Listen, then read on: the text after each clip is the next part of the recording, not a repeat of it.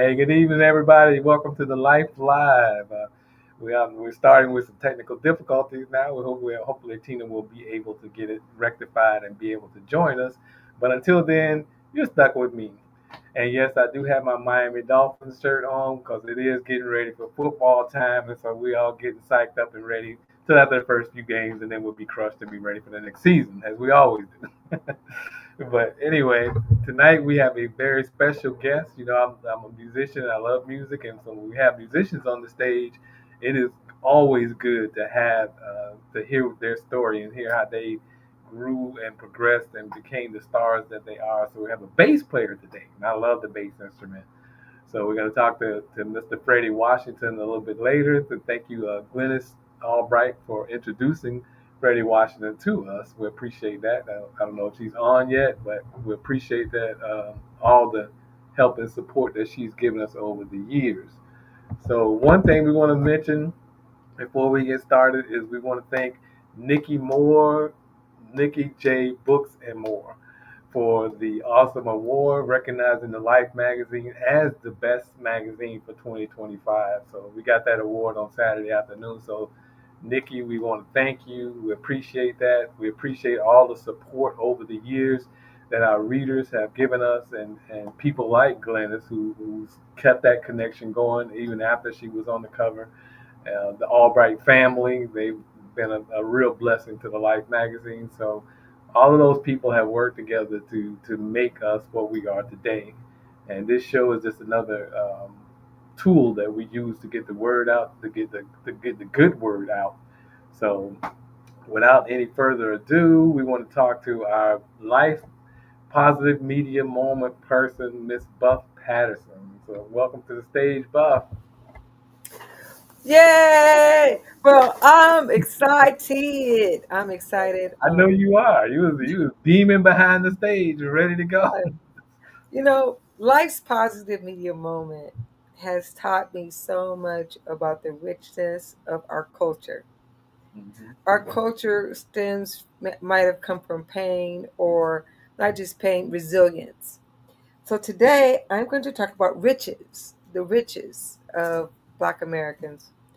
Um, in America, there are over 13 Black billionaires.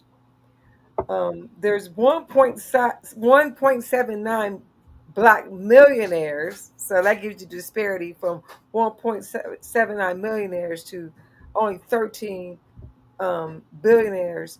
But the one we're going to talk about today, his name is David Stewart. David Stewart was born July 2nd. He is a Cancer.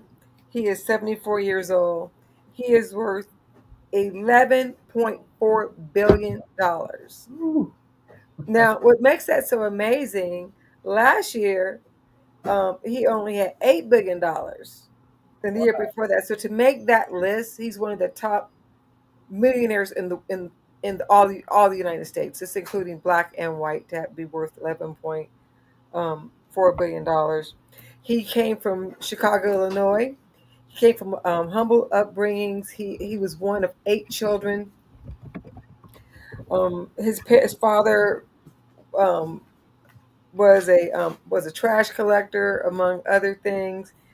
That says a lot about a person's resilience. He's worked for FedEx. He was Salesman of the Year.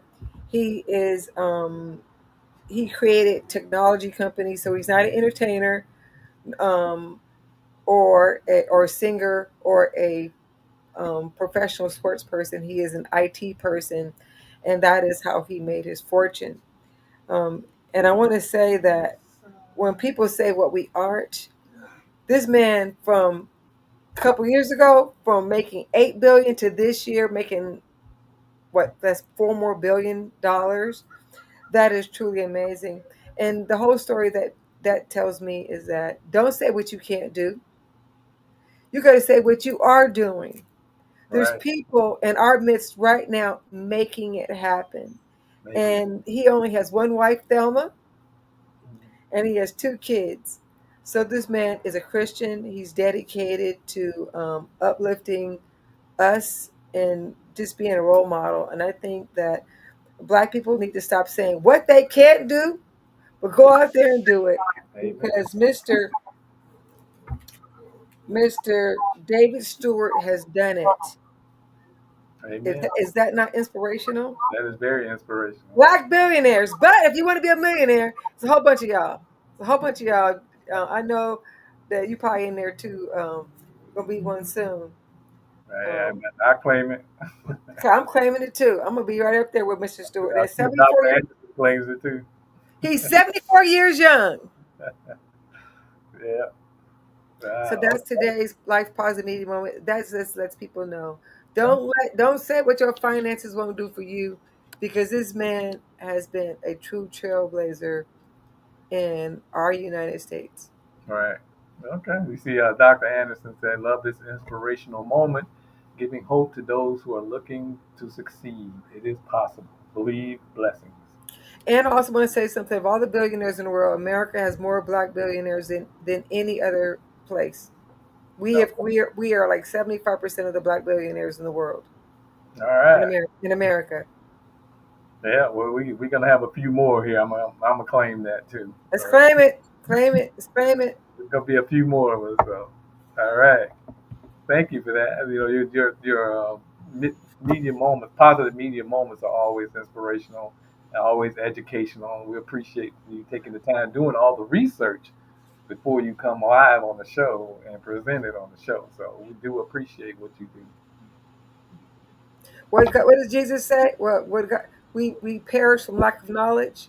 That We absolutely. perish we perish from lack of knowledge. So if anything we can do to uplift each other and give each other support, then that's what we're supposed to do.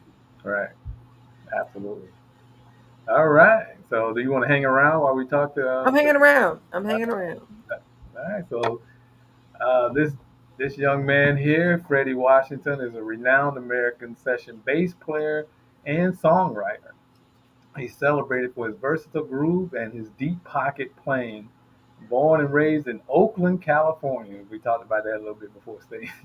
He began studying bass at a seriously young age, and at 19, I believe it was, he started playing with Herbie Hancock's Headhunters. So let's bring to the stage Mr. Freddie Washington.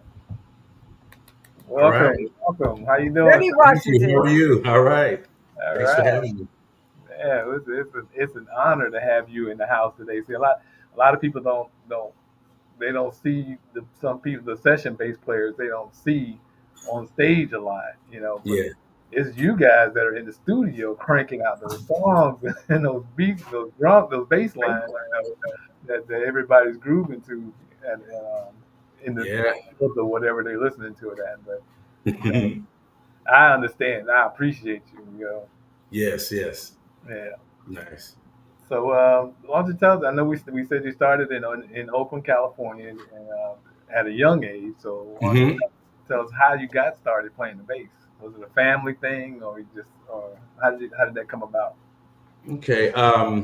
In my family, I'm the only musician in my family. Wow. So from a real young age, as you know, like a little boy, 5 years old, 6 years old, there's always been some music around me, and I've always been interested in music, even in elementary school, where the kids would go get a trumpet and they would take a trumpet home or a violin or drums, whatever. I never did any of that. It was like I was always in like a singing group or doing some kind of singing, and then I've always had a guitar with me, so I sit Okay. it across my lap and thump it and play it with my thumb. Hmm. So that was way before the formal stuff happened. So by the time I get to junior high school, then I'm interested because I've always been interested in guitar and drums. Could never afford a drum. Mom couldn't get me no drum. Okay. So the guitar, the bass, me being the bass player, the bass back then really didn't speak to me. It wasn't speaking to me. It was always the drums and the guitar. Hmm. And then later on, the bass spoke to me. And then that's where I got my feel. So around the eighth grade, ninth grade, that's where I started taking upright bass lessons. I joined the school, my school music teacher got in the class. was studying a bit, and just kept going from there. It's like from that point on, it was like I always knew that was going to be my career. Okay. Well, Yes. you must have been really fast learner and Oh, talented. You got on with Herbie Hancock at 19. okay. I'll put it to you like this. From the time I started, it was like 4 or 5 years, 4 to 5 years, and then I turned professional. That's short. That That's a is short. amazing. Yeah. That is amazing to be recognized for talent at 4 to 5 years. That is tremendous. Yes. Yeah. So I mean, when I look back on it, I'm like, wow. It wasn't like this long period. It was like boom, boom, and I was just ready my life for my life to happen because I knew where it was going. So everything just kind of just lined up like that. Mhm. So when did you have that moment where at 19 you got on with Herbie Hancock? Did you ever have that moment where you sat back and said, "Wow, this is really what I'm doing"? you know, some I always had the moment in my mind that I was going to be doing this. It was just given that opportunity with Herbie Hancock to let him know that no, Wow. he's really doing this.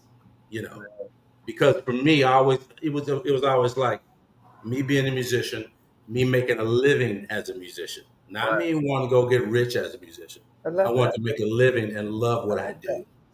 So Mhm. that was my whole thing. So, how Okay. many brothers and sisters do you have? I have 4 brothers, five brothers, 4 sisters. There's Wow, 9 you of us. come from a big family. I'm coming from a big family. And you're the only musician because that seems I'm kind of the only unusual. musician. Now, my sister, she would bring violins home, cellos home, and then that would be her thing that week, I guess. And then Oh, after that, it would be nothing, But Okay. me, when I brought the bass home, it was everything. how old were you when you brought the bass home? I was 13, 14. So, from 13, 14 to 19, Yeah. that's some tremendous work. Yes. And how did you meet Herbie Hancock? I met Herbie Hancock. I was playing in the top 40 band in Oakland. And the drummer that I was playing with, he was a lot older than me. He was working with Herbie Hancock at the time. And Herbie Hancock's bass player, Paul Jackson, with the Headhunters, left. So Paul left. He quit